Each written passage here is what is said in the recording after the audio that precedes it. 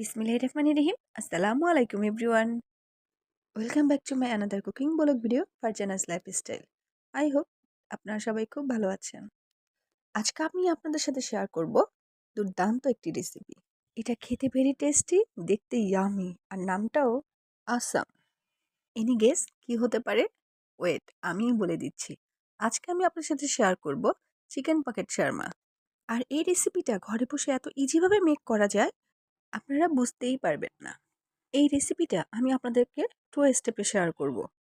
First step হচ্ছে do, chicken শর্মার রুটিটা। আর সেকেন্ড স্টেপ হচ্ছে শর্মার ফিলিং, চিকেন পুরটা। So let start.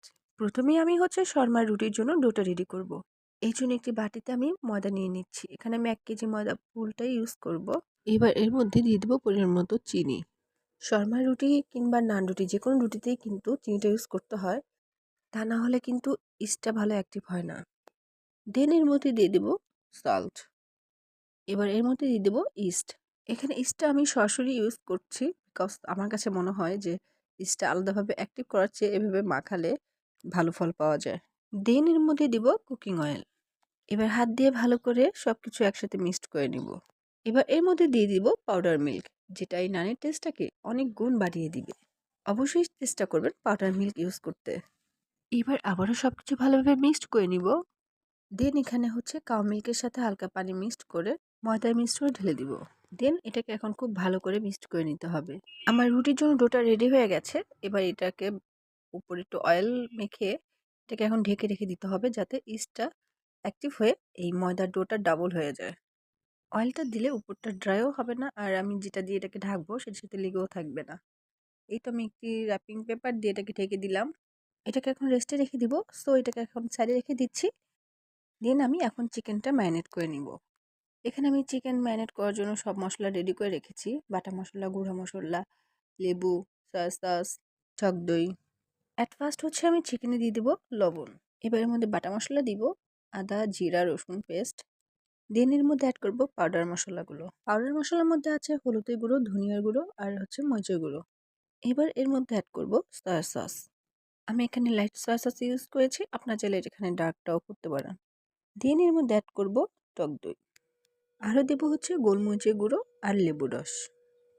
এবার আমি সব কিছুকে ভালো করে মিক্সড করে নিব।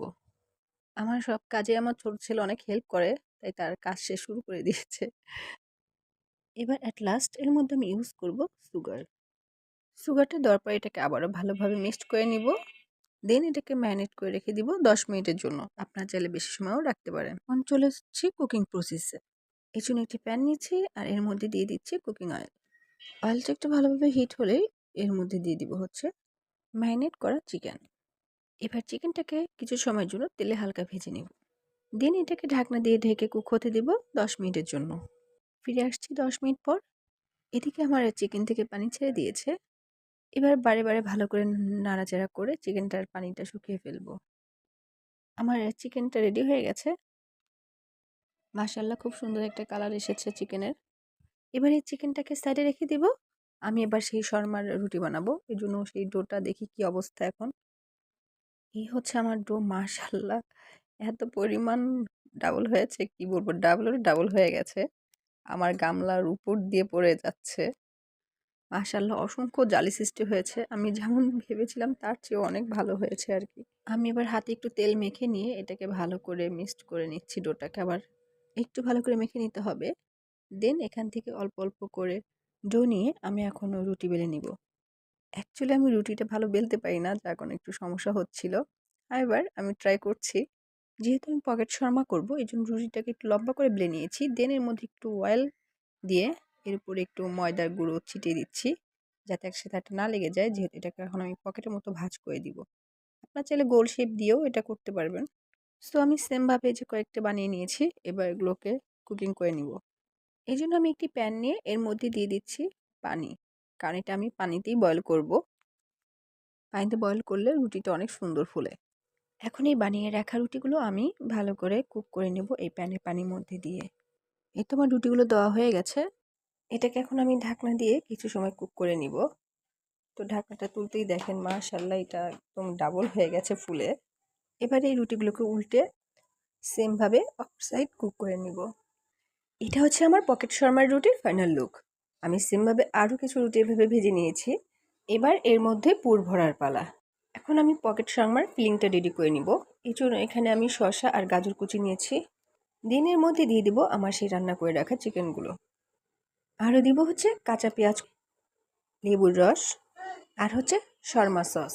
এই সসের রেসিপিটা আমার আগেই দেওয়া আছে, আপনারা চাইলে দেখে নিতে পারেন। এবার সস দেওয়ার পর আমি সব কিছু একসাথে খুব ভালোভাবে মিক্সড করে নিব। আমার মিক্সড করা হয়ে গেছে। এখন এই ফিলিংটা আমি এই রুটির মধ্যে দিয়ে দিব।